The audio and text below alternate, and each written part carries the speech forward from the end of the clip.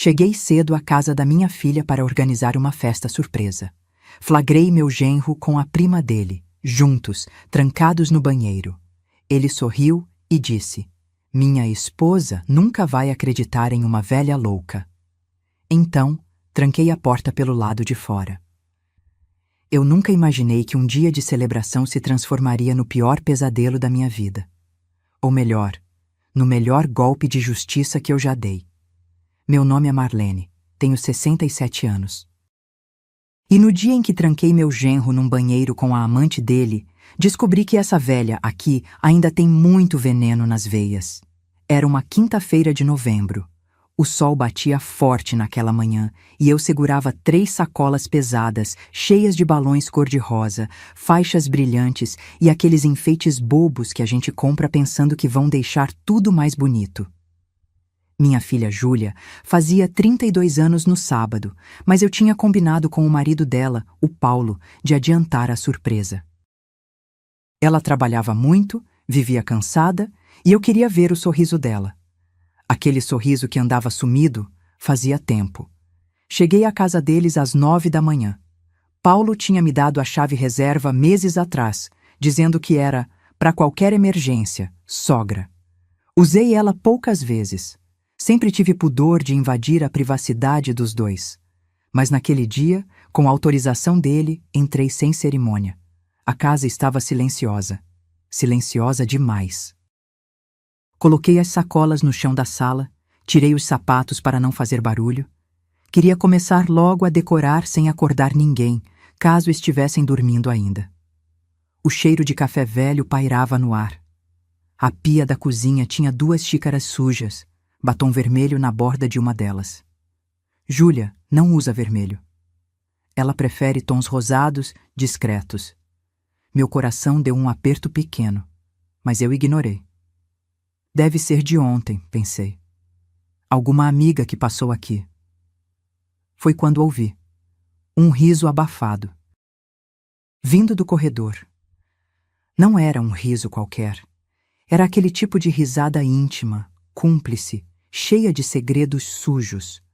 O tipo de riso que 2 pessoas dão quando estão fazendo algo que não deveriam. Caminhei devagar pelo corredor. Meu coração começou a bater mais rápido. A porta do banheiro de hóspedes estava fechada, luz acesa por baixo da fresta. E então ouvi a voz dele, Paulo. "Fica quieta, amor. Se alguém chegar..." Amor. Ele chamou alguém de amor. E não era minha filha.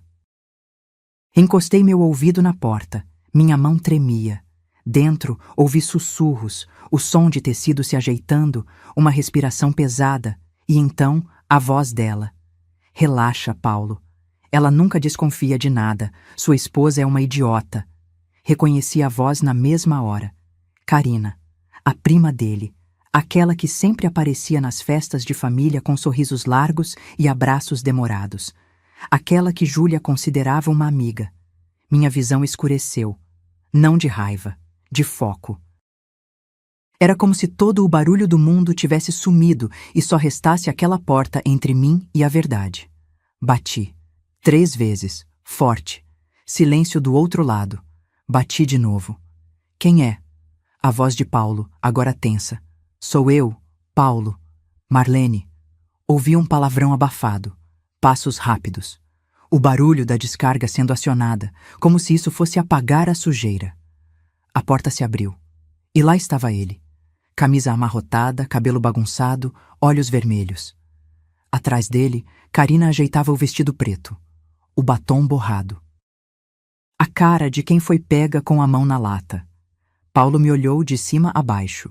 E então fez algo que eu nunca vou esquecer. Ele sorriu. Não foi um sorriso envergonhado. Foi um sorriso de deboche, de superioridade. Daqueles que dizem, "E daí? O que você vai fazer?" E então ele disse, com aquela voz calma e cruel, "Minha esposa nunca vai acreditar em uma velha louca como você." Velha louca. Aquelas 2 palavras ecoaram na minha cabeça como um tapa na cara. Eu podia ter gritado, podia ter chorado. Podia ter saído dali correndo para contar tudo para Júlia. Mas eu não fiz nada disso. Eu apenas dei um passo para trás. Deixei que os dois saíssem do banheiro, ainda se ajeitando, achando que tinham ganhado. Paulo passou por mim com aquela arrogância de sempre. Karina me lançou um olhar de desprezo, como se eu fosse um móvel velho no caminho. Esperei eles se afastarem pelo corredor. E então, eu fechei a porta do banheiro e tranquei, pelo lado de fora. Ouvi o clique da chave girando. Senti o metal frio na minha mão. Ei, o que você está fazendo? Paulo gritou, voltando correndo. Mas era tarde. Coloquei a chave no bolso, peguei meu celular e fiz 2 ligações. A primeira para minha filha Júlia. Filha, preciso que você venha para casa agora. É urgente, não pergunte nada, só vem. A segunda para Mateus, o marido de Karina. Mateus, sou Marlene, sogra do Paulo. Preciso que você venha até a casa da minha filha, agora. Tem algo que você precisa ver. Desliguei. Paulo socava a porta do lado de dentro. Karina gritava. Eu me sentei no sofá da sala. Abri uma das sacolas. Peguei um balão cor-de-rosa. Comecei a encher. E sorri. Porque naquele momento, aquela velha louca tinha acabado de dar o cheque-mate. Se você quer saber o que aconteceu quando minha filha e o marido de Karina chegaram, se inscreva no canal, porque essa história está só começando. E o que vem depois vai te deixar sem fôlego. Enquanto eu enchia aqueles balões, uma calma estranha tomou conta de mim.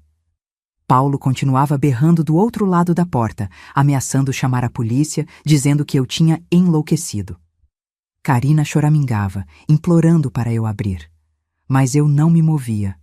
Apenas sentada ali, no sofá de veludo bege que eu mesma tinha ajudado Júlia a escolher 3 anos atrás, eu respirava fundo e deixava as memórias virem.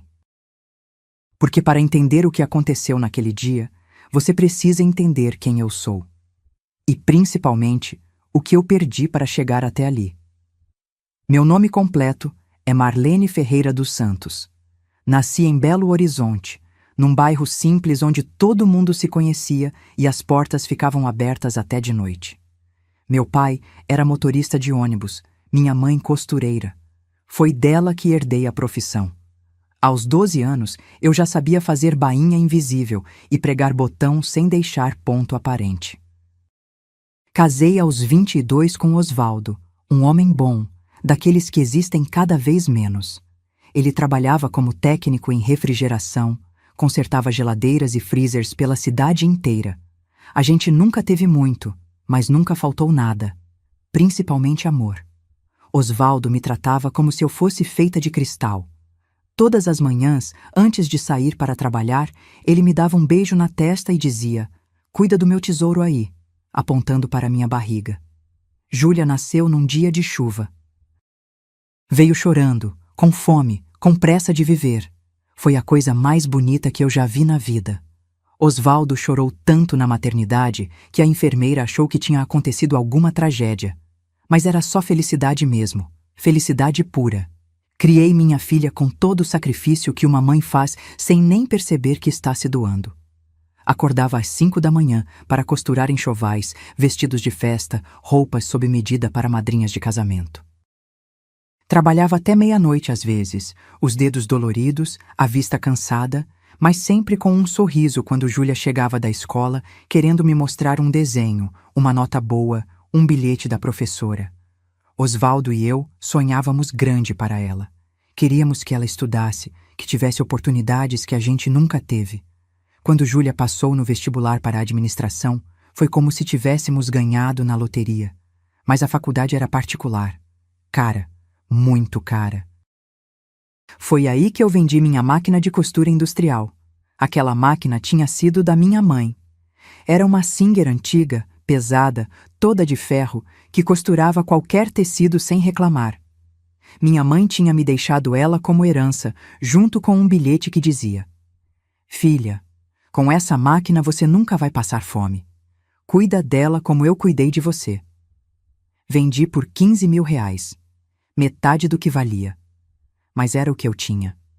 e era o que minha filha precisava. Júlia chorou quando soube. Disse que não queria, que ia trancar a faculdade, que ia trabalhar. Mas eu não deixei. Segurei o rosto dela entre minhas mãos e disse: Mãe, não mede sacrifício por filho. Você vai estudar, vai ser alguém na vida. E um dia, quando tiver sua própria família, vai entender. E ela entendeu. Formou-se, arrumou um emprego bom, cresceu na carreira, virou gerente financeira numa empresa grande, ganhando mais em um mês do que eu ganhava em um ano inteiro costurando. Osvaldo não viveu para ver ela formada. Morreu de infarto fulminante 8 anos atrás, 3 meses antes da colação de grau. Caiu no meio da rua, consertando a geladeira de um cliente. Quando chegaram para me avisar, eu estava pregando botões numa camisa. Meus dedos pararam no ar. E desde aquele dia, uma parte de mim também parou. Fiquei sozinha. Júlia já estava morando em outro bairro, compartilhando apartamento com amigas da faculdade. Eu não quis atrapalhar. Continuei na minha casinha alugada, num apartamento de 2 quartos que custava R$ 1.800 por mês. Apertado, mas era meu cantinho. Júlia me visitava todo fim de semana no começo. A gente almoçava junto, via filme, conversava até tarde. Ela me contava dos desafios no trabalho, dos chefes chatos, das metas impossíveis. Eu ouvia tudo com orgulho, dando conselhos quando ela pedia, ficando calada quando ela só precisava desabafar. Foi numa dessas visitas que ela me apresentou Paulo. Ele tinha 35 anos, 5 a mais que ela. Empresário, dono de uma distribuidora de bebidas.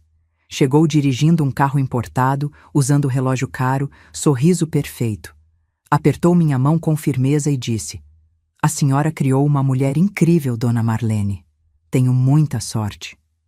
Eu deveria ter sentido alegria. Mas senti um arrepio. Tinha algo nos olhos dele. Uma frieza disfarçada de charme. A forma como ele olhava para Júlia não era de quem ama. Era de quem possui. Como se ela fosse um troféu na estante. Mas eu não disse nada. Porque mãe que fala mal do namorado da filha vira chata, vira intrometida, vira vilã. E eu não queria ser vilã na vida da minha filha. Eles casaram num sábado ensolarado, numa cerimônia bonita, com 200 convidados. Júlia estava linda, radiante, apaixonada. Paulo estava impecável, de terno cinza, fazendo discurso emocionado sobre como amava minha filha. Todo mundo chorou, inclusive eu. Mas minhas lágrimas não eram só de felicidade. Nos primeiros meses, tudo parecia perfeito. Júlia me ligava animada, contando das viagens que faziam, da casa nova que estavam decorando, dos planos para o futuro. Eu ia visitá-los de vez em quando, sempre avisando antes, sempre respeitando o espaço do casal.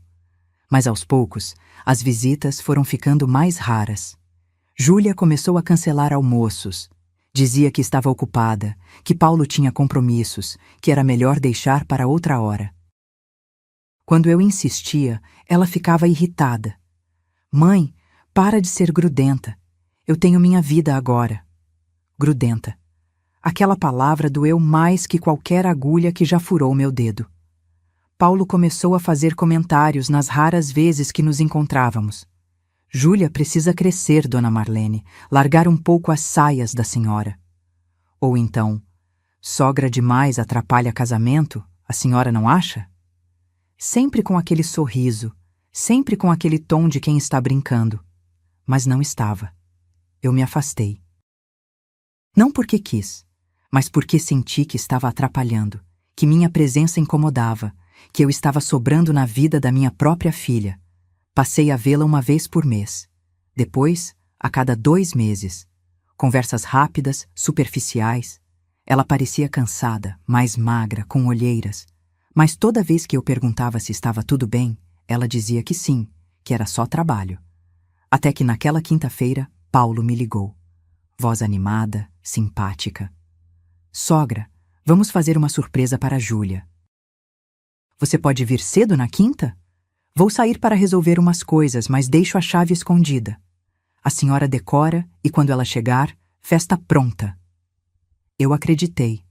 Acreditei porque eu queria acreditar que meu genro se importava com minha filha, que ele era um bom marido, que eu estava errada sobre ele.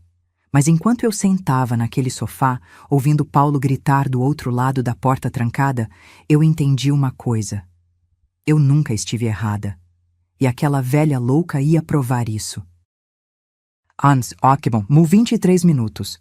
Foi o tempo que levou para minha filha chegar. 23 minutos nos quais Paulo passou de ameaças para súplicas. Marlene, pelo amor de Deus, abre essa porta, vamos conversar. Karina alternava entre choro histérico e xingamentos. Sua velha maluca, você vai se arrepender disso. Eu não respondia, apenas continuava sentada, enchendo balões. Um rosa, um branco, outro rosa, como se nada estivesse acontecendo. Como se meu mundo não tivesse acabado de desabar. Porque tinha desabado, sim. Não pelo Paulo.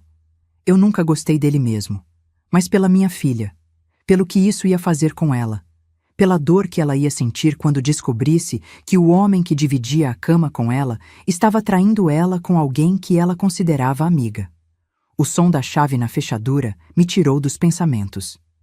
Júlia entrou apressada, bolsa pendurada no ombro, cabelo preso num coque mal feito, rosto preocupado. Ela trabalhava num prédio comercial a 15 minutos dali. Devia ter saído correndo do escritório quando recebeu minha ligação. Mãe, o que aconteceu? Você está bem? Ela olhou ao redor, viu as sacolas de festa, os balões no chão, meu rosto calmo. Ficou confusa. Eu não entendi. Você disse que era urgente. Eu me levantei. Caminhei até ela. Segurei suas mãos. Estavam geladas. Júlia, minha filha, tem algo que você precisa saber. E vai doer. Vai doer muito. Mas você é forte. Mais forte do que imagina. O rosto dela empalideceu. Mãe, você está me assustando. O que... Um soco violento na porta do banheiro interrompeu tudo. Júlia! Júlia! Amor! Sou eu! Abre essa porta! A voz de Paulo desesperada agora. Minha filha olhou para o corredor, depois para mim, e então eu vi nos olhos dela aquela terrível compreensão começando a se formar. Aquele momento em que você ainda não sabe o que aconteceu, mas seu corpo já sente que algo está errado. Muito errado. Mãe! Por que o Paulo está trancado no banheiro? Antes que eu pudesse responder, a campainha tocou. Mateus. Fui até a porta. Abri. Ele estava suado, ofegante, como se tivesse subido as escadas correndo. Mateus tinha 42 anos, alto, forte, com aquele tipo de presença que preenche uma sala. Empresário como Paulo, sócio dele na distribuidora. Um homem que eu conhecia pouco, mas que sempre me pareceu decente nas poucas vezes que nos encontramos em eventos familiares. Dona Marlene, o que aconteceu? Onde está Karina? Apontei para o corredor. No banheiro, com o Paulo. Ele franziu a testa. Não entendeu. Júlia também não. Os dois me olhavam esperando uma explicação que fizesse sentido. Eles estavam lá dentro, juntos, quando cheguei para preparar a festa surpresa. Minha voz saiu firme, sem tremer. Trancados. Fazendo o que vocês já imaginam. O silêncio que se seguiu foi ensurdecedor. Júlia soltou minha mão. Deu um passo para trás. Sua boca se abriu, mas nenhum som saiu. Era como se as palavras tivessem morrido na garganta dela. Mateus ficou paralisado por 3 segundos. Depois, começou a caminhar em direção ao corredor com passos pesados, decididos. Mateus, espera. Tentei segurá-lo, mas ele me afastou com delicadeza. Ele socou a porta. 1 vez, 2, 3. Karina! Sai daí agora! Do outro lado, o choro dela ficou mais alto. Mateus, amor, não é o que você está pensando. Eu posso explicar. Explicar o quê? Ele gritou com uma dor na voz que cortou meu coração. Você estava trancada num banheiro com meu sócio. Júlia finalmente se moveu. Caminhou devagar até o corredor, como se estivesse em transe. Quando chegou perto da porta, ela encostou a testa na madeira. Paulo. Sua voz saiu num sussurro. É verdade? Silêncio do outro lado. Paulo, eu estou falando com você. É verdade? Júlia, amor, deixa eu sair. Deixa eu explicar direito. Sua mãe entendeu tudo errado. Entendeu errado? Júlia explodiu. E foi a primeira vez na vida que eu vi minha filha realmente gritar. Minha mãe viu vocês dois juntos, no nosso banheiro, na nossa casa. Foi um momento de fraqueza, Júlia. Não significa nada. Eu te amo. Cala a boca. Ela socou a porta com tanta força que eu ouvi os ossos da mão dela estalarem. Cala a boca. Fui até ela, segurei seus ombros. Ela estava tremendo, tremendo inteira. E foi aí que notei. Sua blusa estava levemente esticada na região da barriga. Uma barriga que não estava lá 3 meses atrás, na última vez que nos vimos. Júlia, minha voz falhou. Você está... Ela não precisou responder. Só começou a chorar. Um choro silencioso, doloroso, daqueles que saem lá do fundo da alma. 4 meses, mãe. Ela sussurrou entre soluços. Estou grávida de 4 meses. Ia contar para ele no meu aniversário. Ia ser a surpresa. Meu mundo parou de girar. Minha filha, grávida. E o marido dela estava traindo ela com a prima dele, na casa deles, no dia em que ela planejava dar a notícia mais importante da vida dele. Mateus ouviu, parou de socar a porta, olhou para Júlia com uma compaixão que eu nunca tinha visto num homem. E então ele olhou para mim. Dona Marlene, a senhora tem a chave? Peguei do bolso, entreguei para ele. Quando eu abrir essa porta, ele disse, voz baixa e perigosa, a senhora leva Júlia para o quarto. Ela não precisa ver o que vai acontecer. Júlia enxugou o rosto com as costas da mão. Não, eu quero ver. Eu preciso ver a cara dele. Mateus girou a chave. A porta se abriu. Paulo estava recompondo a camisa. Carina tinha o rímel escorrido pelo rosto, o batom espalhado feito mancha de sangue. Os dois pareciam 2 ratos encurralados. E o que aconteceu nos segundos seguintes mudou tudo. Paulo olhou para Júlia. E então, com aquela arrogância que só os covardes têm, ele sorriu. Amor, graças a Deus você chegou. Sua mãe surtou. Trancou a gente aqui sem motivo. Júlia não deixou ele terminar. Ela deu um tapa na cara dele tão forte que o som ecoou pela casa inteira. Você é nojento, ela disse, voz firme agora. Você é um lixo, e eu estou grávida. O sorriso de Paulo morreu na mesma hora. Carina arregalou os olhos. E Mateus? Mateus partiu para cima de Paulo com uma fúria que eu nunca tinha visto. Maemo, segurei Mateus pelo braço antes que ele quebrasse o nariz de Paulo. Não porque eu me importava com aquele verme, mas porque Júlia não precisava de mais violência naquele momento.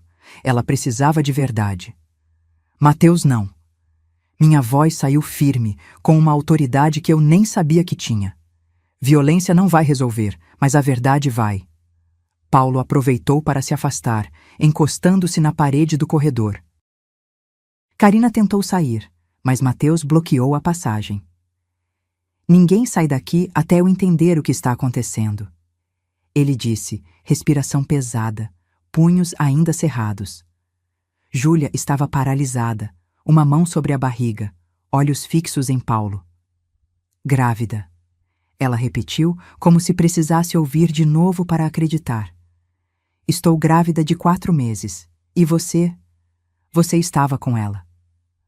Paulo abriu a boca para falar, mas nada saiu. Pela primeira vez desde que o conheci, ele parecia perdido. O homem que sempre tinha uma resposta pronta, sempre uma desculpa na ponta da língua, estava mudo. Foi Carina quem quebrou o silêncio. E o que ela disse mudou tudo.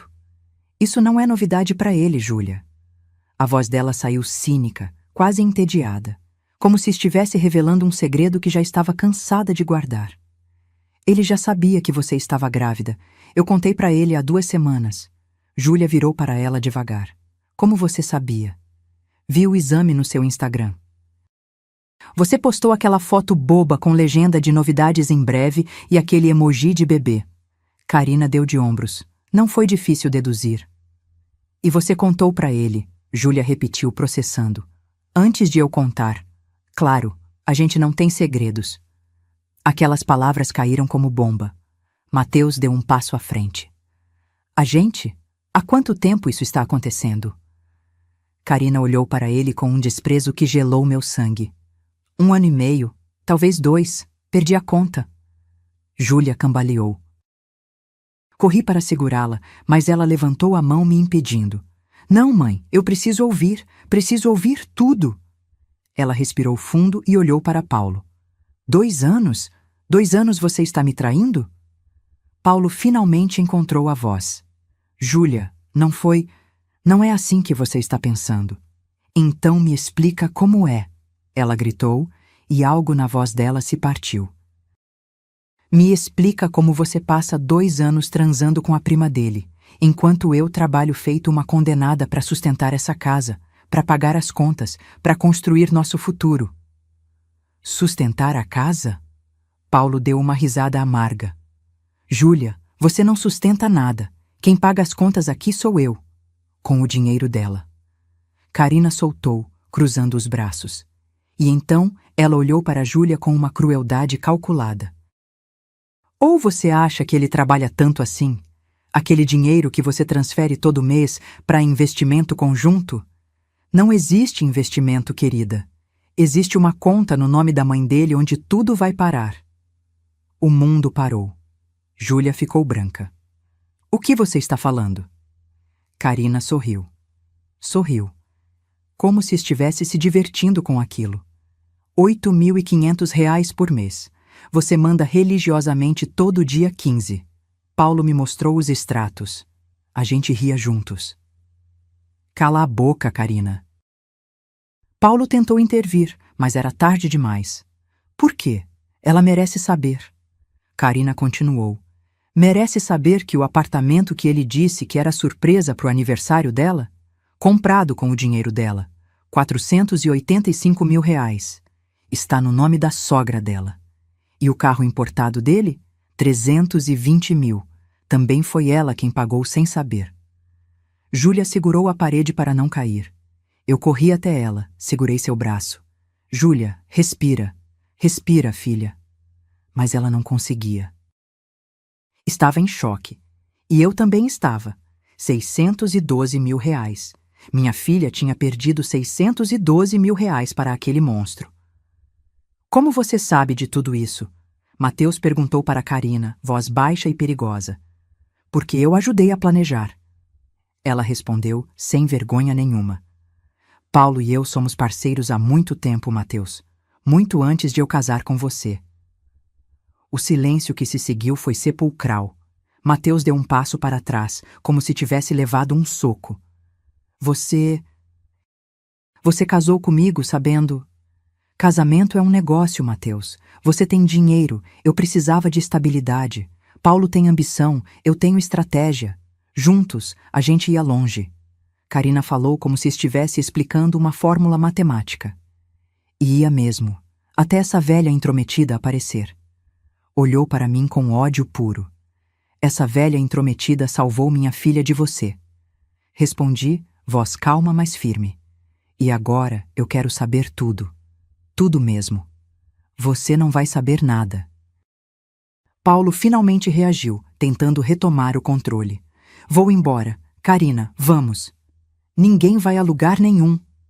Mateus bloqueou a porta da frente. Porque eu também quero respostas, e vou ter. Nem que demore a noite inteira. Foi quando Júlia se moveu. Com passos decididos, foi até o quarto dela. Voltou segundos depois com o celular de Paulo na mão. Ele tinha esquecido na mesinha de cabeceira. A senha ainda é minha data de nascimento? Ela perguntou, voz assustadoramente calma agora. Paulo empalideceu. Júlia, não mexe nisso. Ela digitou, desbloqueou e começou a ler. Mensagens, centenas delas, entre Paulo e Karina, fotos, conversas explícitas, planos e o pior de tudo. Quando você vai se livrar dela? Júlia leu em voz alta, mãos tremendo. Calma, preciso do dinheiro dela primeiro. Isso aqui é de 6 meses atrás. Ela continuou rolando a tela, lendo em voz alta trechos que iam me partindo ao meio. Júlia é burra, sempre foi, fácil de manipular. Ela realmente acredita que a gente está investindo para o futuro. Que idiota! Mais uns meses e a gente tira tudo dela, depois eu peço o divórcio. Cada palavra era uma facada. Júlia chorava enquanto lia, mas não parava. Era como se ela precisasse sentir toda a dor de uma vez, como se guardar alguma coisa fosse pior. Eu não aguentei. Arranquei o celular da mão dela. Chega, Júlia, chega! Mas ela pegou de volta. Não, mãe, eu preciso ver tudo. Preciso saber com quem eu dividi minha cama esses anos todos. E então ela encontrou algo. Um anexo, uma planilha. Abriu. E o que vimos ali destruiu qualquer esperança de que aquilo fosse só traição. Era um plano completo, detalhado, de como Paulo e Karina iriam roubar não só de Júlia, mas de Mateus também. E Mateus arrancou o celular da mão de Júlia. Seus olhos percorriam a planilha com uma velocidade desesperada, como se precisasse entender rapidamente antes que aquilo desaparecesse. Mas não ia desaparecer. Estava tudo ali, preto no branco. Números, datas, estratégias, um golpe milionário. O que é isso? Ele murmurou, mais para si mesmo do que para qualquer um de nós. Depois olhou para Paulo. O que é isso? Paulo tentou pegar o celular, mas Mateus foi mais rápido. Levantou o braço mantendo o aparelho longe. Responde! O que significa transferência de ações fase 3 e abertura de empresa fantasma? Karina suspirou, como se estivesse entediada com toda aquela cena. Significa que você é mais idiota do que a Júlia, Mateus. Pelo menos ela tem a desculpa de estar apaixonada. Você? Só é ingênuo mesmo. Karina, cala a boca! Paulo sibilou entre dentes, mas ela ignorou. Por quê? Já era. Eles descobriram. Ela cruzou os braços e olhou para o marido com desprezo. Lembra daquela procuração que você assinou há 6 meses? Aquela que Paulo disse que era só uma formalidade para facilitar as operações da empresa enquanto você viajava? O rosto de Mateus foi perdendo a cor. Com aquela procuração, Karina continuou, com uma calma assustadora. Paulo transferiu suas ações da distribuidora para uma conta fantasma, empresa que existe só no papel. Depois, a gente ia declarar falência fraudulenta da distribuidora original. Você perderia tudo. 2.300.000 reais. As ações que você construiu em 10 anos de trabalho sumiriam. Mas a empresa está bem, Mateus disse, voz rouca. Os números estão positivos, os contratos estão renovados. Estão agora. Paulo finalmente falou, percebendo que não havia mais volta. Mas a gente criou 3 empresas fantasmas que funcionam como fornecedores. Notas fiscais falsas, pagamentos que saem da distribuidora e voltam para a gente. Já desviamos 4.100.000 reais nos últimos 2 anos. O número ecoou pela sala como um tiro. Júlia segurou minha mão com tanta força que senti meus ossos estalarem. 4 milhões... E tem mais. Karina sorriu, e foi o sorriso mais cruel que já vi na vida. Júlia, você é avalista de um empréstimo da empresa. Lembra? 850.000 reais. Paulo te convenceu dizendo que era para expandir negócios, comprar mais caminhões de entrega. Eu lembro. Júlia sussurrou. Aquele dinheiro nunca foi investido, foi desviado também. E quando a empresa declarar falência, a dívida cai toda no seu nome. Você vai ficar devendo quase 1 milhão de reais, Júlia, enquanto eu e Paulo estaríamos vivendo bem longe daqui, talvez na Europa. Já até escolhemos o país. Júlia soltou minha mão. Caminhou até Paulo, devagar, como se estivesse flutuando. Parou na frente dele, olhou nos olhos dele. E perguntou com uma voz quebrada, você me amou algum dia? Algum dia você sentiu algo de verdade por mim? Paulo desviou o olhar E aquele silêncio foi a resposta mais honesta que ele já tinha dado. Foi quando Mateus explodiu. Ele jogou o celular no chão com tanta força que a tela estilhaçou. Depois agarrou Paulo pela gola da camisa e o empurrou contra a parede. Você é meu sócio, eu confiei em você, apresentei minha família para você. Mateus, solta ele! Karina gritou, mas ninguém se moveu para ajudar. Você tem filhos, Mateus? Mateus gritou no rosto de Paulo, olhos vermelhos. Dois filhos pequenos que te chamam de tio Paulo, que brincam com você, e você ia deixar eles sem nada? Seus filhos vão ficar bem. Paulo tentou se soltar, mas Mateus era mais forte. Eles têm a mãe. A mãe que está tramando me roubar há 2 anos. Mateus virou para Karina, ainda segurando Paulo. Você é mãe, Karina. Como você consegue? Fácil, ela respondeu. Maternidade não paga conta. Dinheiro paga. Foi nesse momento que eu entendi. Aquelas 2 pessoas não tinham alma, não tinham coração. Eram predadores. E minha filha, meu genro por tabela, tinham sido as presas perfeitas, mas eles não sabiam de uma coisa. Essa velha aqui tinha dentes também. Mateus, solta ele. Eu disse voz firme. Ele olhou para mim, confuso. Dona Marlene? Solta, violência não vai resolver, mas eu vou. Mateus hesitou, mas obedeceu. Paulo ajeitou a camisa, respirando pesado. Caminhei até a mesinha de centro, peguei minha bolsa, tirei meu celular e mostrei a tela para todos. Enquanto vocês discutiam, eu disse calmamente, eu liguei para o meu sobrinho, Henrique, advogado especialista em fraudes corporativas. Ele ouviu tudo, cada palavra. E já está providenciando as medidas legais. O sangue sumiu do rosto de Paulo. Além disso, continuei, sentindo uma força que eu não sabia que tinha. Tirei foto de todas essas mensagens, da planilha, de tudo. E já mandei para 3 pessoas diferentes, incluindo o contador da empresa de vocês. Você não pode fazer isso. Paulo avançou em mim, mas Mateus o segurou. Já fiz. Respondi olhando nos olhos dele sem medo. E sabe por quê? Porque você chamou essa velha aqui de louca.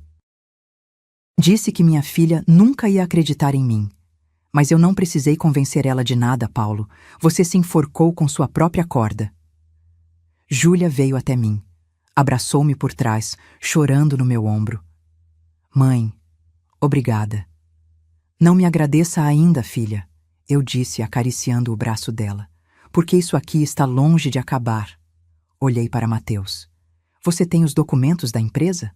Contratos, extratos, papéis da procuração? Tenho tudo no escritório. Por quê? Porque a gente vai precisar. Henrique disse que tem mais coisa. Ele pediu para você ir até o escritório agora pegar uma pasta específica, a pasta verde do cofre. Você sabe qual é? Mateus franziu a testa. A pasta com os documentos de quando a gente fundou a empresa? Essa mesma. Traz para cá, agora. Ele não questionou. Apenas pegou as chaves e saiu correndo. Paulo e Karina ficaram em silêncio. Mas eu vi o medo nos olhos deles. Porque eles sabiam. Sabiam que estava vindo mais coisa. E que seria pior. Muito pior.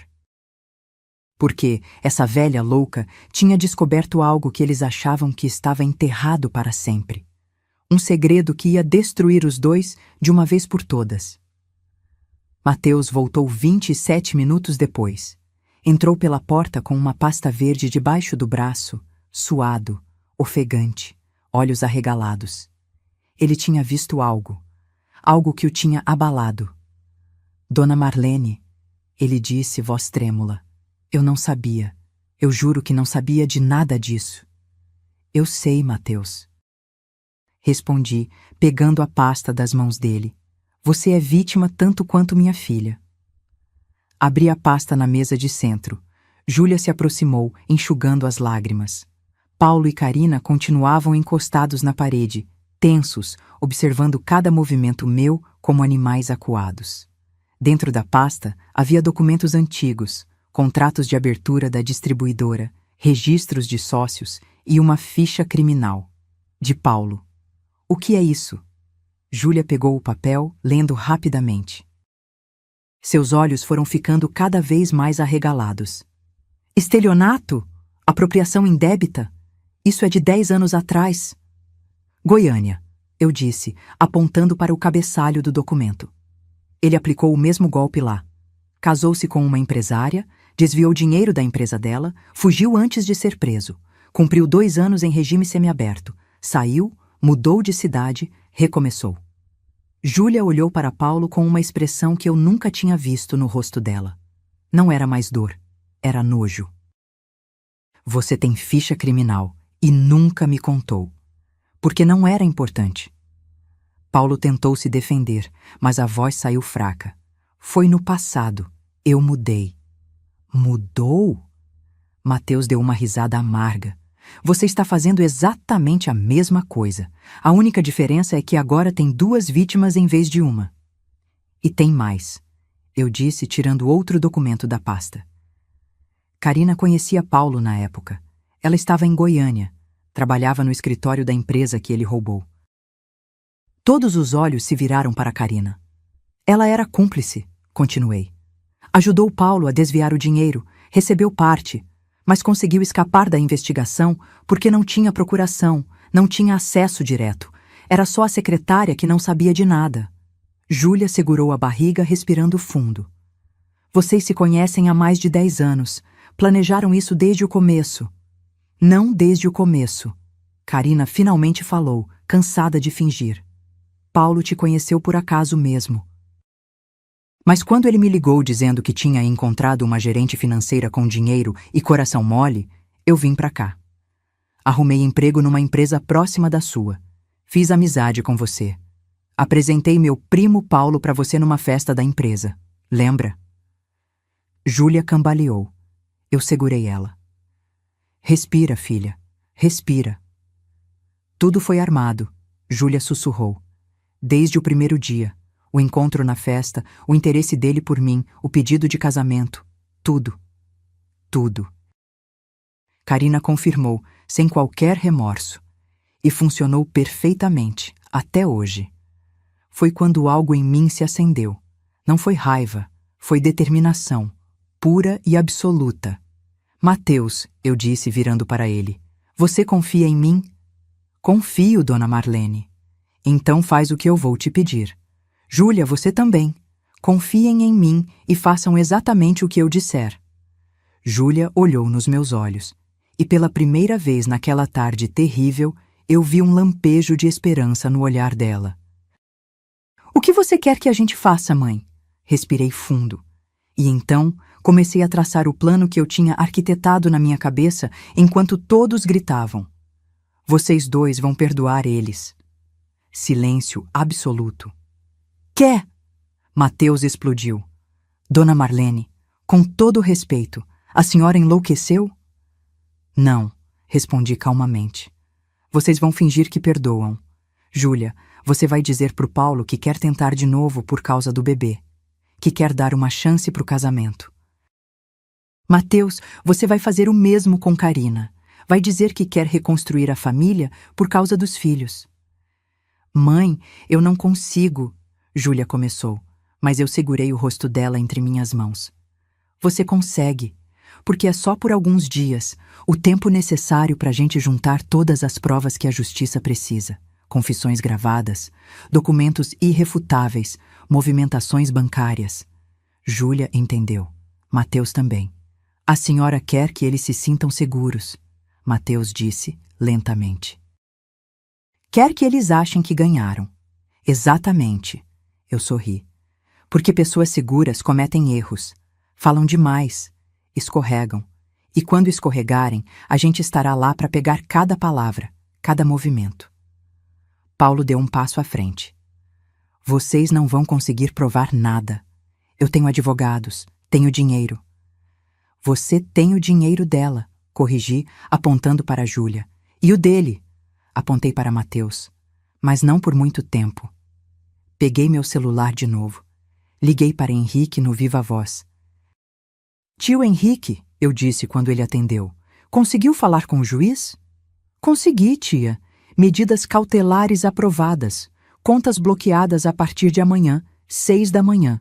Bens indisponíveis até resolução do processo. Apartamento, carro, ações, tudo.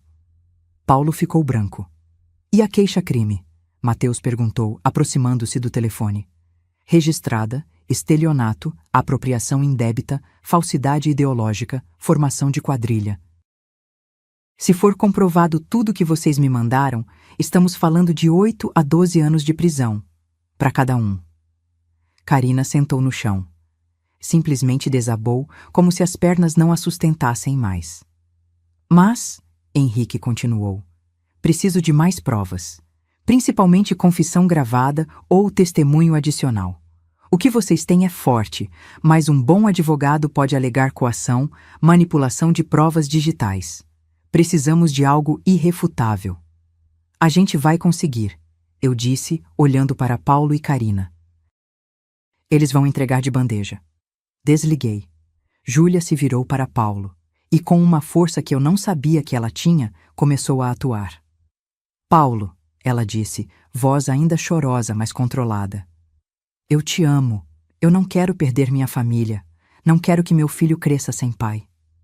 Ela engoliu seco, como se as palavras queimassem. Podemos tentar de novo? Terapia de casal? Recomeçar? Paulo olhou para ela desconfiado. Você está falando sério? Estou grávida. Estou com medo. Não quero ficar sozinha. As lágrimas dela eram reais, mas a intenção era calculada. Por favor. Mateus entendeu o papel dele. Virou para Karina. Karina, pelos nossos filhos. Eles precisam da mãe. Vamos conversar, buscar ajuda, mas não vamos destruir nossa família assim. Karina olhou para ele, depois para Paulo. Algo passou entre os olhos dos dois, uma comunicação silenciosa. E então, Paulo sorriu. Tá bom, amor, a gente tenta de novo. Eles acharam que tinham ganhado. Mas essa velha louca tinha acabado de colocá-los exatamente onde eu queria. 2 semanas se arrastaram como 2 anos. Júlia tinha que acordar todo dia ao lado de Paulo, fingir que acreditava nele, sorrir quando ele tocava sua barriga, fingindo interesse pelo bebê. Ela me ligava toda noite chorando, pedindo forças, e eu dava, porque eu sabia que aquilo ia acabar logo. E quando acabasse, seria glorioso. Mateus também sofria. Voltou para casa com Karina, dormia no quarto de hóspedes, mas na frente dos filhos pequenos agia como se tudo estivesse normal. As crianças não mereciam ver o mundo dos pais desabar. Ainda não. Durante essas 2 semanas, Henrique trabalhou feito um condenado. Contratou o investigador particular que seguiu Paulo e Karina, fotografou encontros escondidos em hotéis baratos nos arredores da cidade, gravou conversas ao telefone. Conseguiu mandado judicial para acessar extratos bancários completos. Descobriu mais 3 empresas fantasmas que nem Mateus sabia que existiam.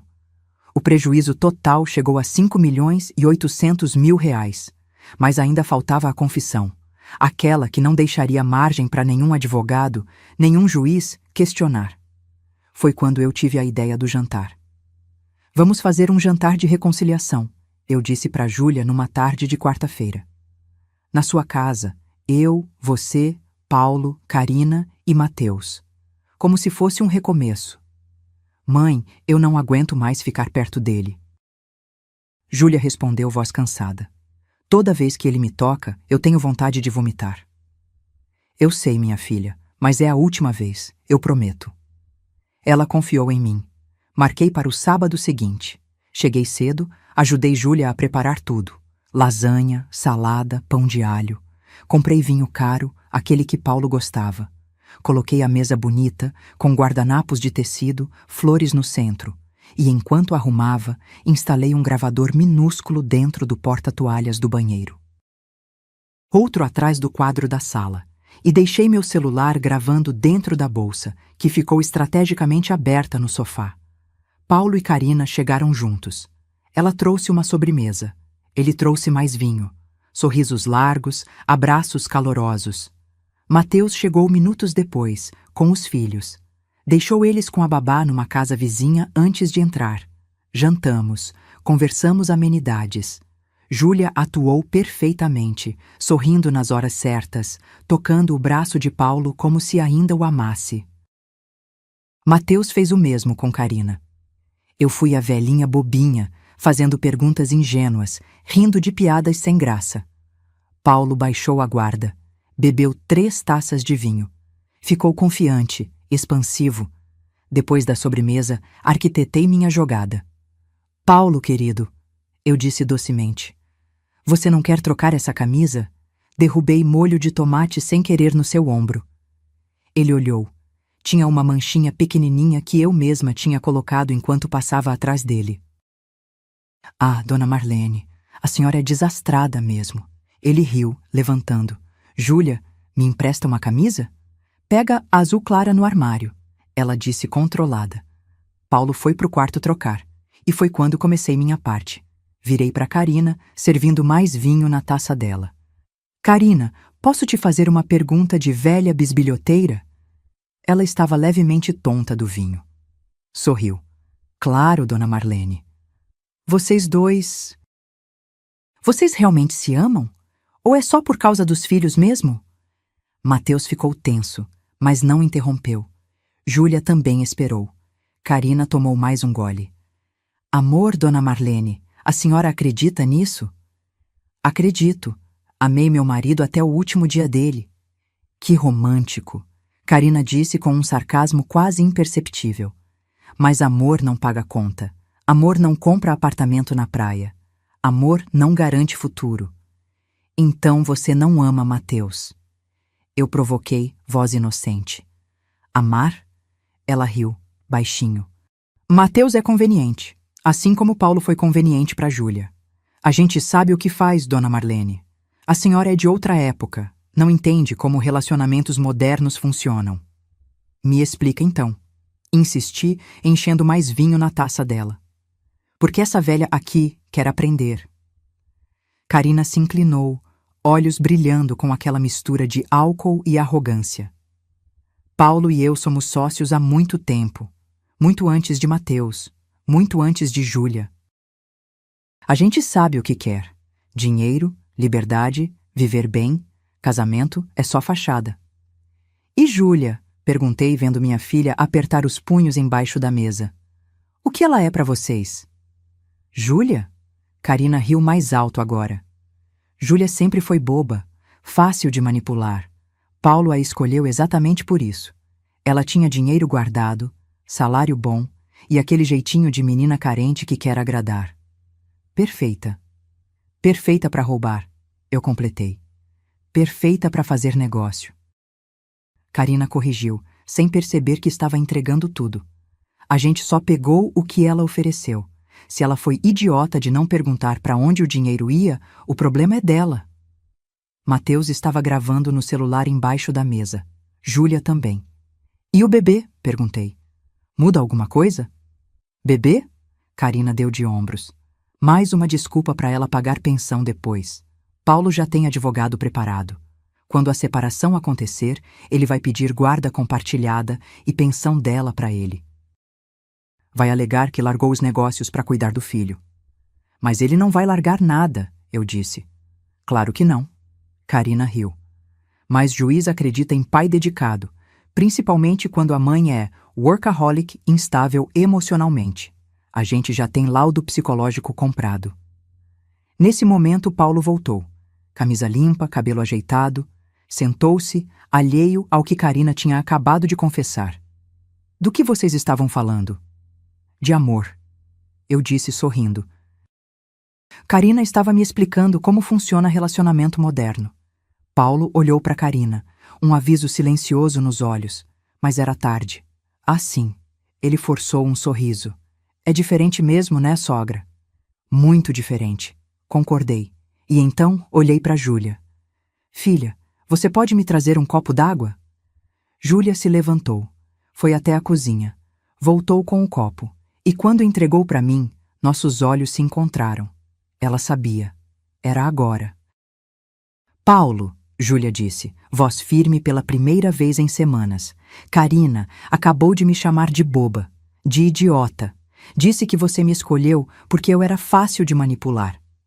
O clima mudou instantaneamente. Júlia, ela bebeu demais, não sabe o que está falando. Paulo tentou. Eu sei exatamente o que estou falando. Karina interrompeu, ainda embriagada pela arrogância. E é verdade, você sempre foi a vítima perfeita. Vítima, Júlia repetiu. E então ela pegou o celular dela, colocou na mesa. Tudo gravado, cada palavra. O sangue sumiu do rosto de Karina. E não é só isso. Mateus se levantou, colocando o próprio celular ao lado do de Júlia. Eu também gravei. Eu peguei minha bolsa, tirei o celular. Eu também. E então tirei os 2 gravadores que tinha escondido. E esses aqui estavam trabalhando o jantar inteiro. Paulo levantou, derrubando a cadeira. Vocês não podem usar isso. É ilegal. É legal quando há suspeita de crime. Uma voz masculina veio da porta. Henrique, meu sobrinho, advogado. E ao lado dele, 2 oficiais de justiça. Paulo Henrique Costa e Karina Mesquita Costa, Henrique disse, abrindo uma pasta, estão sendo formalmente acusados de estelionato, apropriação indébita, falsidade ideológica e associação criminosa. Têm direito a um advogado. Tudo o que disserem pode ser usado contra vocês. E foi quando eu vi. O momento exato em que eles perceberam que tinham perdido. E Paulo tentou correr, literalmente. Deu meia volta em direção à porta dos fundos, mas um dos oficiais de justiça foi mais rápido. Bloqueou a saída com o corpo, braços cruzados, postura firme. Não havia para onde fugir. Karina permaneceu sentada, mãos tremendo, o vinho virando ácido no estômago dela. A arrogância tinha evaporado. No lugar, só havia pânico. Dona Marlene, Henrique se virou para mim com um sorriso orgulhoso. A senhora é brilhante, confissão completa, gravada em múltiplos dispositivos com testemunhas presentes. Qualquer advogado que pegue esse caso vai recomendar acordo. Eu não quero acordo. Júlia se levantou, colocando as mãos sobre a barriga de 5 meses. Quero que ele pague. Por cada mentira, por cada centavo roubado, por cada noite que dormia ao lado dele, achando que estava construindo uma família. E vai pagar, Henrique garantiu. Mas antes disso, tem uma coisa que vocês precisam ver. Ele abriu o notebook que trouxera, colocou sobre a mesa. Clicou em alguns arquivos. Planilhas apareceram na tela. Números vermelhos, nomes, datas, transferências bancárias. Passamos as últimas 2 semanas investigando a fundo. Henrique explicou girando a tela para todos verem. E encontramos mais do que esperávamos. Mais? Mateus se aproximou, olhos percorrendo os dados. Quanto mais? Além dos 5.800.000 reais que já tínhamos documentado, Henrique continuou. Descobrimos que Paulo abriu 7 empresas fantasmas nos últimos 4 anos. Não 3. 7. Todas com CNPJs ativos, emitindo notas fiscais falsas, recebendo pagamentos da distribuidora. Mateus segurou a mesa para não cair. 7 empresas. Fornecedores inexistentes. Henrique apontou para a tela. Transportadora Ágil Liquida. Distribuidora Nacional de Bebidas. Logística Express do Brasil. Nenhuma tem sede física. Nenhuma tem funcionários. Apenas contas bancárias que recebem dinheiro e transferem para contas pessoais. Contas no nome de quem? Júlia perguntou, mas já sabia a resposta. Da mãe dele, do irmão dele e de uma conta offshore nas Ilhas Cayman em nome de uma fundação de fachada. Henrique mostrou os documentos. Total desviado até agora, 8.270.000 reais. O número ecoou pela sala como uma bomba. 8 milhões? Mateus explodiu, virando para Paulo. Você roubou 8 milhões da minha empresa? Paulo não respondeu. Apenas olhava para o chão, mandíbula travada. E tem mais. Henrique continuou implacável. A empresa estava programada para declarar falência no mês que vem. Já tinha um advogado contratado, documentação falsa pronta, tudo. Quando falisse, Mateus perderia suas ações. Júlia ficaria com a dívida de R$ 850 mil no nome. E Paulo e Carina desapareceriam. Para onde? Júlia perguntou, voz fria agora. Portugal. Henrique mostrou prints de conversas. Já tinha um apartamento alugado em Lisboa, passagens compradas para daqui a 5 semanas. Visto de residência em andamento. Iam viver dos 8 milhões desviados enquanto vocês dois se afundavam em dívidas e processos. Júlia fechou os olhos. Respirou fundo. Quando abriu novamente, havia algo diferente neles. Não era mais dor. Era determinação. Mãe. Ela se virou para mim. Como você sabia? Como descobriu tudo isso? Caminhei até o sofá, sentei, cruzei as pernas, olhei para Paulo, depois para Carina. E então contei. Quando tranquei vocês dois naquele banheiro, eu não estava com raiva. Estava calculando. Comecei, voz tranquila. Porque costureira pobre não sobrevive 70 anos nesse país sem aprender a ler pessoas. E Paulo, você sempre foi transparente para mim. Transparente? Ele cuspiu a palavra com raiva. Transparente. Repeti. Sempre soube que você não amava minha filha. Vi no primeiro dia que te conheci. Nos seus olhos. Na forma como você tocava ela. Era toque de posse, não de amor. Mas eu não disse nada porque mãe que fala mal de genro vira vilã. Então fiquei quieta, observando, esperando. Júlia segurou minha mão. Esperando o quê? Esperando você perceber sozinha. Mas você estava apaixonada demais, cega demais. Respirei fundo. Então, quando vi a chance, quando flagrei eles dois juntos, eu soube. Era minha oportunidade de proteger você. Mas como você sabia sobre as empresas fantasmas? Sobre o dinheiro desviado? Mateus perguntou. Não sabia, admiti. No começo só desconfiava, mas liguei para o Henrique porque ele é especialista nisso. E pedi para ele investigar Paulo a fundo. Foi quando encontramos a ficha criminal. Depois, Henrique sugeriu investigar Carina também. E descobrimos que eles trabalharam juntos em Goiânia. Aí, as peças começaram a se encaixar. Henrique assumiu a narrativa. Com a ficha criminal e a conexão entre os dois, consegui mandado judicial para acessar documentos bancários. Foi trabalhoso, mas quando o juiz vê histórico de estelionato mais suspeita de novo golpe, ele aprova rápido.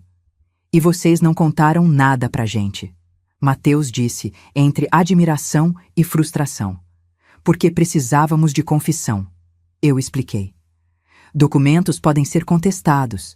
Advogados caros podem criar narrativas alternativas. Mas confissão gravada, com testemunhas, em contexto social? Irrefutável. Olhei para Carina. Por isso eu te provoquei, te enchi de vinho. Fiz você se sentir superior, segura. Pessoas seguras falam demais, principalmente quando estão bêbadas e arrogantes.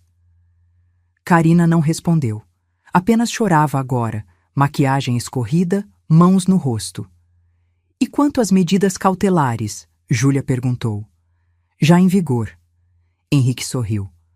Contas de Paulo e Carina bloqueadas desde esta manhã. O apartamento que ele comprou no nome da mãe? Indisponível. Não pode ser vendido nem alugado. O carro importado? Apreendido há 3 horas. Está no pátio da justiça agora. E as ações da empresa? Mateus estava pálido, mas esperançoso. Já revertidas. Henrique mostrou documentos na tela.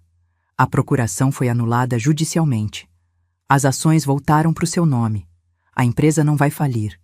Na verdade, com a saída de Paulo e encerramento das empresas fantasmas, a distribuidora vai ter o melhor ano fiscal da história. Mateus desabou na cadeira, mãos no rosto, chorando de alívio. Júlia olhou para Paulo. Você ia me deixar grávida, endividada, sozinha. Ia deixar nosso filho sem nada. Paulo finalmente falou, voz amarga. Eu não queria esse filho. Você decidiu sozinha engravidar. O tapa que Júlia deu nele ecoou pela casa toda, mais forte que o primeiro. Ele cambaleou, mão no rosto, olhos arregalados. Nunca mais, ela disse, voz baixa e perigosa. Nunca mais fale do meu filho, porque você não é pai dele. É só um criminoso que vai passar os próximos anos atrás das grades. Virei para Henrique. Quanto tempo? Se for condenado em todas as acusações, 10 a 15 anos. Com a ficha criminal anterior, dificilmente consegue regime aberto. E o dinheiro? Mateus perguntou. Conseguimos recuperar? Parte sim. Os 8 milhões estão bloqueados. Vão ser confiscados e devolvidos para a empresa e para a Júlia proporcionalmente. Mas o processo é lento. Pode levar 2, 3 anos. Não importa, Júlia disse. O que importa é justiça. E então, ela se virou para mim. Abraçou-me com força. Chorou no meu ombro. Mas era choro de alívio agora, de libertação. Obrigada, mãe. Você salvou minha vida. Não, filha, sussurrei no ouvido dela. Eu só fiz o que qualquer mãe faria. Protegi minha cria. Os oficiais levaram Paulo e Carina, algemados, ele gritando ameaças, ela chorando. Mas nada disso importava mais, porque a velha louca tinha vencido. 3 meses se passaram como um borrão de audiências, depoimentos, papelada e noites sem dormir. Mas finalmente chegou o dia. O dia em que tudo seria decidido. A audiência de divórcio de Júlia estava marcada para uma terça-feira, 9 da manhã. Cheguei cedo com ela. Minha filha estava com 28 semanas de gravidez agora, a barriga redonda e evidente, movimentos do bebê visíveis por baixo do vestido verde claro que ela escolhera usar. Verde esperança, ela me disse no caminho. Esperança de recomeço. Entramos no fórum de mãos dadas. Henrique já estava lá, pasta grossa debaixo do braço, semblante sério, mas confiante.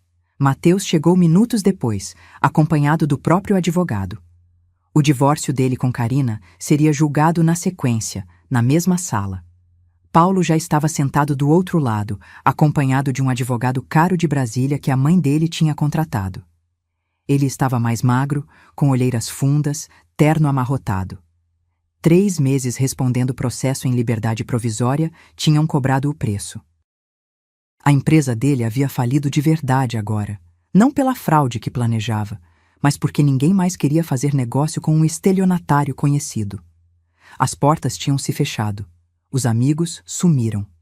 Até a mãe dele, que inicialmente o defendera com unhas e dentes, havia se afastado quando descobriu que o apartamento em nome dela seria confiscado. Carina estava num canto oposto, advogada defensora ao lado. Ela não olhava para ninguém. Tinha perdido 15 quilos, cabelo sem brilho, unhas roídas. Os filhos estavam morando com Mateus em tempo integral agora. Ela tinha apenas visitação supervisionada a cada 15 dias. As crianças choravam quando ela aparecia. Não entendiam por que a mãe não podia mais morar com eles. O juiz entrou. Todos se levantaram. Processo número 4.287. Divórcio litigioso, requerente Júlia Ferreira Costa versus requerido Paulo Henrique Costa. O juiz ajustou os óculos, olhou os papéis. Com pedido de indenização por danos morais e materiais, anulação de contratos fraudulentos e partilha de bens, correto? Sim, Excelência. Henrique respondeu levantando. A audiência começou. Henrique apresentou tudo. Cada documento, cada gravação, cada extrato bancário. Mostrou as mensagens de Paulo chamando Júlia de idiota, de manipulável, de investimento temporário. Tocou trechos da gravação do jantar, onde Carina confessava o golpe inteiro. A advogada de Paulo tentou argumentar. Disse que as gravações eram ilegais, que Paulo estava sendo vítima de perseguição, que Júlia era corresponsável pelos investimentos e sabia dos riscos. Mas Henrique destroçou cada argumento. Mostrou que Paulo tinha ficha criminal anterior. Provou que Júlia nunca teve acesso às contas onde o dinheiro realmente ia. Apresentou testemunho do contador da empresa, confirmando fraude. Júlia foi chamada a depor. Subiu ao estrado com dificuldade, a barriga pesando, mas cabeça erguida. Senhora Júlia, o juiz perguntou voz gentil, a senhora sabia que seu marido estava desviando seu dinheiro?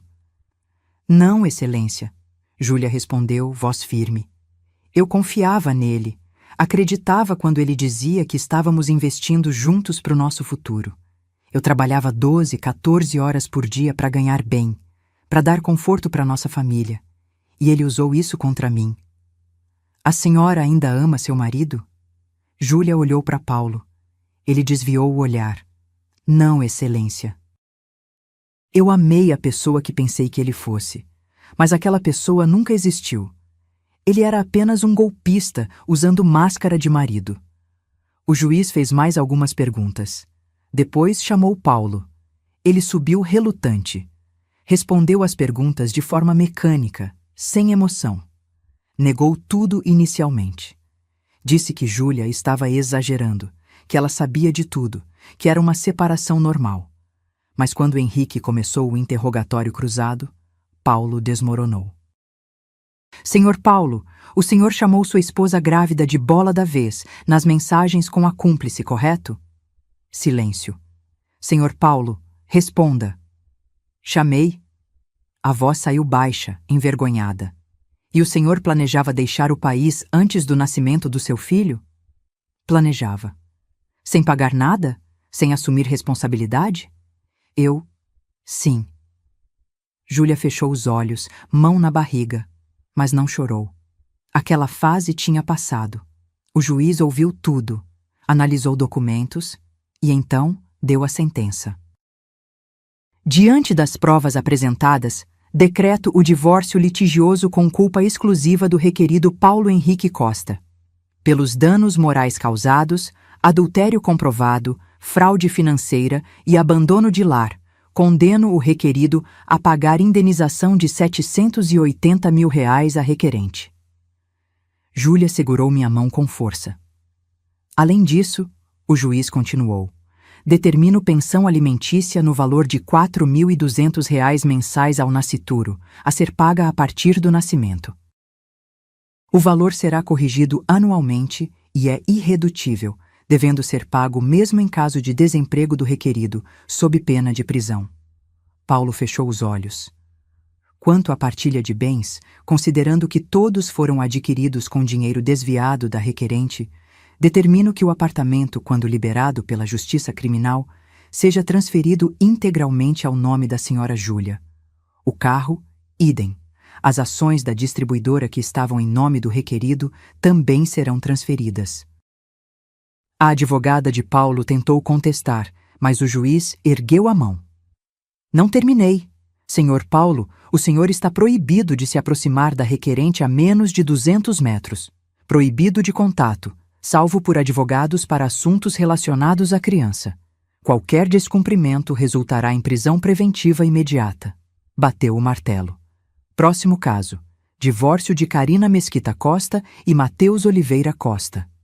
O processo de Mateus foi mais rápido. Carina não contestou. Aceitou tudo. Perdeu a casa, perdeu a guarda dos filhos, ficou apenas com visitação supervisionada. Foi condenada a pagar R$350 mil a Mateus por danos morais. Quando tudo terminou, saímos do fórum. Havia jornalistas na porta. O caso tinha ganhado repercussão. Idosa de 67 anos desmascara esquema milionário e salva filha grávida, diziam as manchetes. Desviamos das câmeras. Júlia estava exausta. No estacionamento, ela parou, segurou meu rosto entre as mãos. Mãe, eu nunca vou conseguir te agradecer o suficiente. Você não precisa me agradecer, filha. Mães não esperam agradecimento. Esperam apenas que seus filhos sejam felizes. Eu vou ser, ela prometeu, sorrindo pela primeira vez em meses. Eu e meu filho. Vamos ser felizes. Mateus se aproximou. Dona Marlene, sem a senhora, eu teria perdido tudo. Minha empresa, minha dignidade, meus filhos. Você não perdeu porque é homem bom, Mateus. Homens bons merecem justiça. Entramos no carro. Henrique estava radiante. Tia, a senhora é lendária. Quero ser como a senhora quando crescer. Ri pela primeira vez em meses. Você já cresceu, menino. No caminho para casa, Júlia adormeceu no banco de trás, mão na barriga. Olhei pelo retrovisor. Minha filha, forte, sobrevivente, vencedora. E pensei, essa velha louca tinha cumprido seu papel.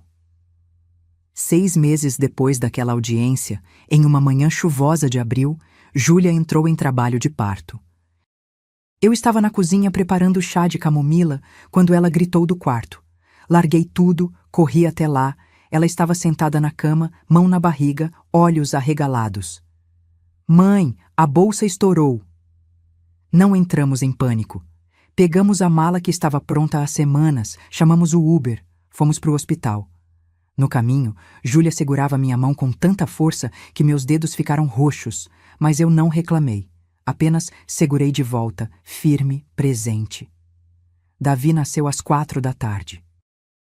3 quilos e 400 gramas. Olhos escuros, cabelo preto, pulmões potentes. Chorou alto quando o médico o colocou no peito de Júlia. E naquele choro, ouvi vida. Vida nova, recomeço, esperança. Júlia chorou também, mas era choro de felicidade.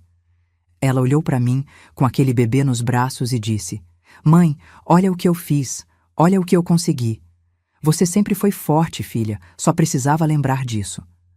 Paulo não apareceu, não mandou mensagem, não ligou, não quis conhecer o filho. Júlia esperou por 3 dias. No 4º dia, ela parou de esperar. Registrou Davi apenas no nome dela. Ferreira. Como eu. Como deveria ser. Saímos do hospital 1 semana depois. Júlia já estava morando comigo desde o divórcio. Ou melhor, eu estava morando com ela. Ela insistiu que deixasse meu apartamento alugado, que morasse na casa espaçosa que agora era só dela. Aceitei. Não por necessidade, mas porque minha filha precisava de mim. E eu dela. A casa ficou diferente. Tiramos tudo que lembrava Paulo. Demos novos móveis, novas cores, nova energia. O quarto que seria escritório dele virou o quarto do Davi. Pintamos de azul claro, colocamos bichinhos nas paredes, móbile de estrelas no teto. Júlia voltou ao trabalho 4 meses depois. Não precisava por dinheiro. A indenização tinha garantido segurança financeira. Mas ela queria. Precisava se sentir produtiva, independente. Mateus a fez sócia da distribuidora oficialmente, 35%. Ela merecia. A empresa cresceu 43% no primeiro ano sem Paulo. Sem as sangrias financeiras das empresas fantasmas, sem os desvios constantes, o negócio prosperava. Mateus contratou novo diretor financeiro, implementou controles rígidos, auditoria trimestral. Nunca mais seria enganado. Júlia passou a ganhar R$24 mil por mês de salário, mais participação nos lucros que chegava a 80, 90 mil por ano. Ela comprou um carro novo, investiu em previdência para o Davi, guardou dinheiro para a faculdade dele. Planejava futuro agora. Futuro real, sem mentiras. Mateus também recompôs a vida. Conheceu Fernanda, professora de música dos filhos dele. Mulher doce, paciente, que tratava as crianças como se fossem dela. Eles estão namorando há 4 meses. Os meninos adoram, chamam ela de Tia Fê e já pedem para o pai casar logo. Quanto a Paulo e Karina, bem, a justiça não foi rápida, mas foi certeira. O processo criminal se arrastou por 8 meses, mas em dezembro saiu a condenação. Paulo, 10 anos e 4 meses de prisão em regime fechado. Karina, 9 anos e 8 meses. Ambos por estelionato qualificado, associação criminosa, falsidade ideológica e lavagem de dinheiro. Paulo tentou recorrer. Gastou tudo que a mãe dele ainda tinha em advogados, mas não adiantou. Em março, ele começou a cumprir pena. Está numa penitenciária estadual. Trabalha na marcenaria interna, ganha um salário mínimo por mês. 20% vai automaticamente para a pensão do Davi. Júlia nem mexe nesse dinheiro, guarda numa poupança separada. Quando Davi crescer, ele decide o que fazer com o dinheiro do pai, que nunca quis conhecê-lo. Karina cumpre pena em presídio feminino. Perdeu visitação dos filhos completamente. O juiz entendeu que a presença dela era prejudicial ao desenvolvimento emocional das crianças. Ela escreve cartas para eles. Mateus guarda, mas não entrega. Quando crescerem, se quiserem conhecer a mãe, eu mostro, mas não vou forçar nada. E eu? Bem, minha vida mudou de formas que nunca imaginei. 2 semanas após a sentença, recebi mensagem de uma jornalista. Ela queria fazer matéria sobre a vovó detetive que desmascarou o esquema milionário. Aceitei. A matéria saiu em portal nacional. Viralizou. Comecei a receber mensagens, centenas, depois milhares. Mulheres de todo o Brasil contando histórias parecidas. Noras abusivas, genros golpistas, filhos manipulados, famílias destruídas por mentiras e ganância. Foi quando Henrique sugeriu: Tia, cria um canal, conta a sua história, ajuda essas mulheres. Criei. Com a ajuda de Júlia e um sobrinho neto que entende de internet, gravei meu primeiro vídeo. Contei tudo. Do começo ao fim. 2 horas de relato. Publiquei sem expectativa. Em 3 dias, 2 milhões de visualizações. Os comentários me fizeram chorar. Mulheres dizendo que se sentiram vistas, ouvidas, representadas. Mães agradecendo por mostrar que idade não é sinônimo de fragilidade. Avós dizendo que voltaram a acreditar na própria força. Hoje, 6 meses depois, o canal tem 420 mil inscritos. Gravo uma história por semana. Às vezes minha, às vezes de outras mulheres que me mandam seus relatos. Viro todas elas em narrativas de superação. Fui convidada para palestrar. Igrejas, associações de bairro, grupos de mulheres. Falo sobre dignidade, sobre não aceitar abuso, sobre reconhecer quando alguém está tentando te manipular. Falo sobre amor próprio aos 60, 70, 80 anos. Ninguém é velho demais para recomeçar, eu digo em cada palestra. Ninguém é fraco demais para reagir. Às vezes, só precisamos de um empurrão, de alguém que acredite em nós, ou simplesmente precisamos olhar no espelho e dizer: chega. Voltei a costurar, não por dinheiro, por prazer. Faço roupinhas para o Davi, mantas personalizadas, lembrancinhas para presentear. Meus dedos ainda lembram os movimentos. Minha mãe estaria orgulhosa. Hoje, enquanto escrevo isso, Davi está dormindo no meu colo. Tem 8 meses agora. Está enorme, gordinho, sorridente. Não sabe quem é o pai. Não precisa saber ainda. Tem avó, tem mãe, tem família. Júlia está na cozinha preparando o jantar. Cantarola baixinho. Está feliz. De verdade feliz. Namora ninguém, não quer por enquanto. Estou namorando minha liberdade, mãe, ela disse outro dia. E eu entendo perfeitamente. Às vezes, nas noites silenciosas, penso no que teria acontecido se eu não tivesse chegado cedo naquele dia. Se não tivesse flagrado Paulo com Karina. Se tivesse ignorado, fingido não ver. Júlia teria perdido tudo. O filho teria crescido numa mentira. Mateus teria sido destruído financeiramente. Mas eu cheguei. E eu vi. E eu agi. Não porque sou heroína. Não porque sou especial. Mas porque sou mãe. E mães protegem. Sempre. A qualquer custo. Me chamaram de velha louca. E talvez eu seja mesmo. Louca por não aceitar injustiça. Louca por lutar pela minha filha. Louca por acreditar que uma mulher de 67 anos pode virar o jogo contra homens mais jovens, mais ricos, mais conectados. Mas se isso é loucura, que venham me prender. Porque essa loucura salvou minha família. E eu faria tudo de novo. Quantas vezes fossem necessárias. Meu nome é Marlene. Tenho 68 anos agora. E eu não sou uma velha louca. Eu sou uma leoa que ensinou outras leoas a rugir. Se essa história tocou seu coração, me conta. De onde você está me assistindo? Você já passou por algo parecido ou conhece alguém que passou? Deixa aqui nos comentários. Sua história pode inspirar outra mulher que está precisando de coragem. Curte esse vídeo, se inscreve no canal e ativa o sininho para não perder as próximas histórias. Porque enquanto existir injustiça, eu vou estar aqui contando. E você não está sozinha. Nunca esteve.